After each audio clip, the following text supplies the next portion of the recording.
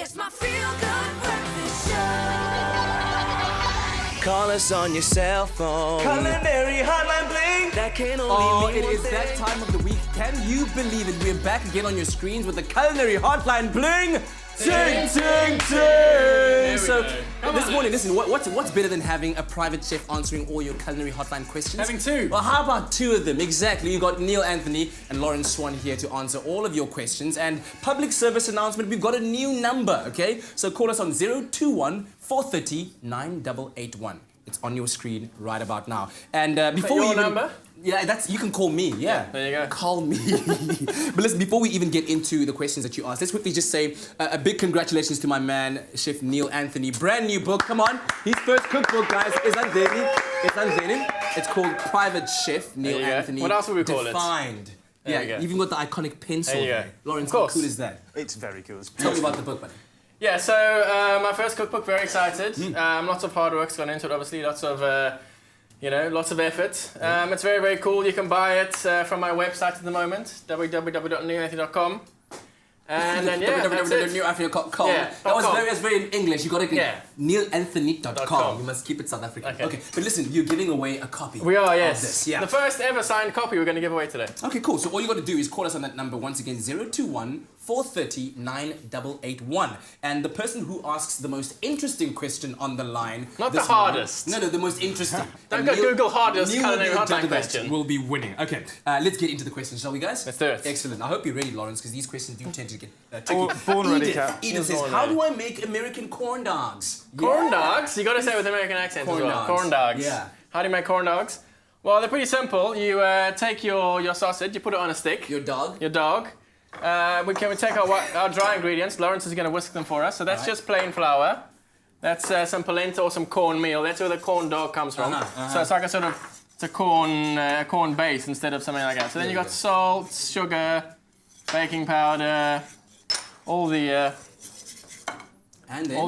sort of dry ingredients together. Lawrence then you makes got a good assistant chef. He does. He's the best. He's the Always best. an assistant. All right, so what do you... gradually add in your milk. Okay. So just your wet until you're dry, basically. Yeah. Lastly, we're going to add some melted butter. You could substitute that with some olive oil or some sunflower oil, but we like a bit of butter in the recipe. This is Zola's recipe, so there's obviously butter in it.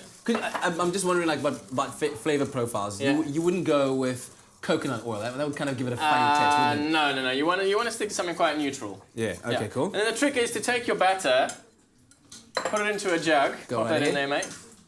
There you go. Batter in jug into jug.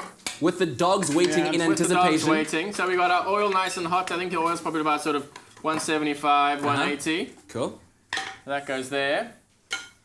So then it's easier to dip your dog when it's in a sort of jug, you know Dip what I mean? your dog. Roll your dog. Roll in your there, dog around in the batter. and then Pop pop it it in in your there. fryer. Oh, look at that! I love it when the oil kind of creates these waves Exactly. over whatever is being fried in there. So they That don't sound, take that very sound. long. It's that sound. It is. Yes. And then Sweet, when do you it's know a when they're ready, beautiful Lawrence? When are they ready? Well, they'll take roughly 3-4 minutes, maybe. You know, just keep your eye on them. Depends on how hot your oil is, of course. Okay. Try and turn them. Try and get an even dunk. Yeah. If you Even can, dunk. so you can just drop your tool on top. Because you want your dog to be brown all over, not exactly. patchy. Okay, listen, that number once again, 021 430 9881. Give us a question, and the one person who asks the most interesting question, according to Private Chef Neil Anthony, will win a copy of his brand new book. And I can tell you, it's hard copy, it's quality, it's beautiful, absolutely beautiful. We'll be right back with the Culinary Hotline bling. Ting, ting, ting. It's my feel-good breakfast show. All right, we're back again in the kitchen. Lauren Swan, Neil Anthony in the house. Private Give us Chef some call. edition. The Private Chef edition, baby. Call us on 021 430 9881 for the Culinary Hotline. Bling! Ting, ting, ting! We've got a caller on the line who's vying for that prize. Hello. The prize for the day is, of course, a copy of Neil Anthony's brand new book. Who am I speaking to? Hello? Hello, it's Monet. How are you? Oh, very Hi, well, Monet. Mornay. All right, riddle us with your culinary conundrum. I want to find out what I can do to goulash before cooking it to prevent it from going tough. Oh, so goulash. How do you Okay. prevent it from going tough? Well, obviously, how long are you cooking your goulash for? You need to cook it for quite a while. I've tried quite a high heat setting Yeah. for about 5 minutes or so just to seal it off, but Yeah. it just ends up going tough again. What sort of cut of meat are you using? I'm not sure what cut it is. Yeah, for a goulash, you really want to use something like a topside. What do you reckon? Absolutely, something with some fat that runs through it. I guess it's a top side, yeah. Yeah. You just really want to sort of do it nice and low and slow. What you can do to aid the tenderization is rub it with a bit of corn flour beforehand. The corn flour tends to sort of tenderize the meat a bit as well. But yeah, your friend is basically sort of cooking that goulash nice and sort of low and slow. All right. Well, there we go, Mornay. Thank you very much for that question. Very interesting one indeed. And of course, if you want to compete for the prize, which is Neil Anthony's book, brand new. Oh, it's beautiful. Give us a call on 021 430 9881. If you ask the most interesting question today, according to Neil, then that book is yours. Earlier on, one of the questions that came in is that can you make cupcakes without using eggs? Is that possible? Yeah. What do you reckon? It's certainly possible. You just need to replace that lost liquid from the eggs with something else. Yeah. You want to use something like applesauce is really good. Uh-huh. Yeah, applesauce is really good and adds a bit of sweetness as well. Okay. You can also just use mashed up bananas. Yeah. Flax seeds are a pretty good substitute as well. You can actually buy an egg substitute. I've worked with that before, but it can be a bit funky. So keep it natural. You know, stick to the flaxseed, applesauce. So I mean, it's just like adding moisture. It yeah? is. So grated courgettes or grated carrot as well gives a bit of extra flavour. Okay. It's a more healthy option, of course. So yeah, it's replacing that liquid you lose from the eggs. And, Great courgettes. Jens, we're talking about cupcakes here. What kind of cupcakes are you making? Hey man, it's good. All right. Okay. Well, yeah. I guess every flavour for every tongue out there. So listen, give us a call on 021 439 881. We want those culinary conundrums that are pickling your brain right now. And of course, our private chefs are here to answer those for you on the Culinary Hotline. Bling! Ting, ting, ting. It's my feel-good breakfast show. Call us on your cell phone. Culinary Hotline Bling. That can only It can only mean one thing, baby. It's on the bling today. Wow, listen, these ad breaks are killing me right now. But anyway, 021 430 9881 is the number that you need to call to ask all of your culinary questions to our private chefs, Lawrence Swan and Neil Anthony. Of course, there's a big prize up for grabs. Neil's brand new book on the Culinary Hotline. Bling. Ting, ting, ting. That was a bit of a subtle one. You weren't even expecting that one. download. No, it's okay. It's okay. Let's quickly carry on with our questions while we're waiting for those calls. How can I make scones fresher for longer? This was from Scone or Mavis. scone? He's from the north of England. What do you call it? It's a scone. Scone. Every time. Mavis Yeah. asked that. So fresher for longer, how? It's keeping them as airtight as possible in an airtight container. If you can vac pack them, even better. Freezing them, of course. Yeah. The usual way you would keep anything If fresh. you're going to freeze them, then just sort of defrost them quite slowly. But yeah, good airtight container, tight lid, boom. Got it. Okay, Done. cool. Sharifa Smith asked here, is it necessary to use pure butter when you're making a croissant? Yeah, that's pretty simple. Yes, Yeah. basically. That's it. Because you can't make it with there's anything anyone else. else. Yeah. It wouldn't be a croissant, wouldn't work. Okay. Pure butter all the way. Okay, fantastic. And then here, Samkelisiwe says, yes, Samkelisiwe. Got that one. When baking homemade cookies, what is the best kind of milk to use? I would go with full-fat cow's milk for me. Always. Yeah. And then, I mean, you can probably try a coconut milk or an almond if you're allergic to dairy. Of course. But yeah, full-fat cow's milk is the best one to use. All right, fantastic. There you have it, Samkelisiwe. Let's quickly go to a question that came from Charlene Claassen on Facebook, who said, I really want to know, when making a cake, can you replace butter with cooking oil?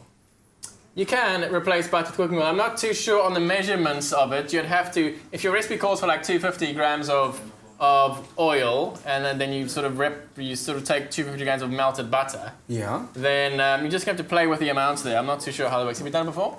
I have. I mean, the traditional or the easiest oil-based cake I know is a classic carrot cake. Okay, yes. And normally, if you're 200 grams of flour, it would be about 175 mils of vegetable oil. You could replace that with a flavoured oil, like a walnut oil, to give it that extra nuttiness flavour. Okay. But yeah, it makes a denser, more moist. There you which is go. a great word. We like a moist cake. Yeah, Cake. moist cakes are good. Yeah. So, Okay, of course. fantastic. Listen, we're going to give you one more chance to give us a call on 021 430 9881. And of course, if you ask a very interesting question that our private chef Neil Anthony perceives as being so interesting, he shall reward you with a copy of his brand new book, the first signed one, he says. There we go, the first signed one. On the Culinary Hotline Bling. Ting, Ting, ting, ting, ting. Thank you very much, Leanne. But can you imagine a world without the culinary hotline bling? Never. Ting, ting, ting. What should we do? No, we wouldn't be able to make it. We've got a call on the line who called us on 021 430 9881. Good morning. Good morning. Who am I speaking to?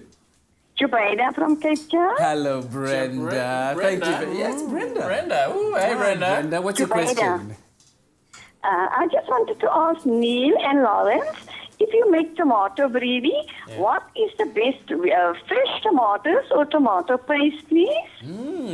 I would go with both, actually. How about that? Yeah, Why? I would always go with both because, you know, the tin tomatoes and the tomato puree is sort of really sort of concentrated. Yes.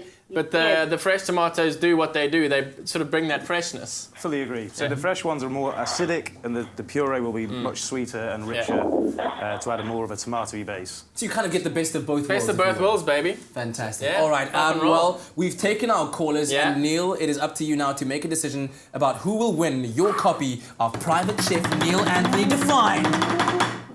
Brenda. Brenda, you're the winner! Thank you. Oh my word. Okay, well, may your cooking adventures be I don't have a bready fruitful. recipe in here though, but Oh, you know we can add one for the next book. Thank you. Excellent. And listen, Brenda, when you've cooked one of those recipes, take a picture. Is it Uveda? I'm sorry, it's Uveda. Uveda. Please do send us a picture on our Facebook page of what you've cooked up. That is so highly appreciated, Neil, because I always watch your programs and I always do cooking from your program. Thank you, my darling. That's awesome. Thank you. What's the first recipe that you suggest Uveda should try from your book? The donuts. The donuts. Yeah, the donuts are really cool. They're in fashion at the moment. Everyone's doing donuts. So give them a try. Yeah, it's broken up into a couple of sections. So you've got like open fire cooking, you've got some easy stuff, some hard stuff. So you can try the octopus dish, which is You quite... can even try some of this. yeah. How about that? Oh my word. Okay, pretty cool stuff. Is the book available yet, Neil? It is available for pre-order on my pre-order. website, so neelanthony.com. And then it will be fully available from the 9th of June. Excellent stuff. We'll have some copies at the Good Food and Wine Show, so pop past. Thank you, sirs. Lawrence, Neil, and we'll be Boom. back again next week with the Culinary Hotline bling. Ting, ting, ting.